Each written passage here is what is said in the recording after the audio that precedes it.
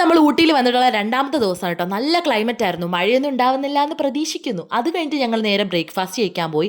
എന്നിട്ട് ഞങ്ങൾ ആദ്യം തന്നെ പോയത് ഈ ഒരു കുതിരയുടെ മണ്ടയിൽ കയറാനാണ്. ഞാനാണെങ്കിൽ അവർ വരുന്നവരെ വെയിറ്റ് ചെയ്തിരുന്നു കേട്ടോ.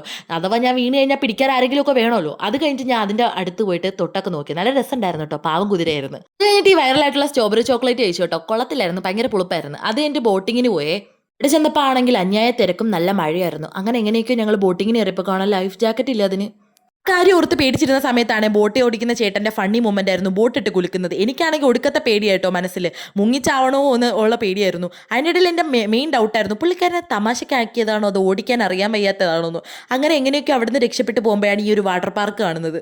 കഴിഞ്ഞിട്ട് ഞങ്ങൾ നേരെ പോയത് ടീ ഫാക്ടറിയിലും പിന്നെ ചോക്ലേറ്റ് ഒക്കെ വാങ്ങിക്കാനൊക്കെ പോയിട്ടോ. അവിടുത്തെ വീഡിയോസ് ഒന്നും എടുക്കാൻ പറ്റില്ല. പിന്നെ ഞങ്ങൾ നേരെ പോയത് പൈൻ ഫോറസ്റ്റിലോട്ടാണ് കേട്ടോ. അവിടെ ചെന്നപ്പോൾ അതിൻ്റെ അപ്പുറം കോമഡി ആയിരുന്നു. ഇപ്പോൾ ഈ ഫോട്ടോ എടുത്തുകൊണ്ടിരിക്കുന്ന പകുതി പേരും മറന്നടിച്ച് വീണ സ്ഥലങ്ങളാണ് ഈ കാണുന്ന സ്ഥലങ്ങളൊക്കെ. അത് കഴിഞ്ഞപ്പോൾ ഈ കുരങ്ങൻ്റെ മാന്തം കിട്ടിയിട്ട് ഞങ്ങൾ നേരെ മറയൂരോട്ട് പോവാണേ.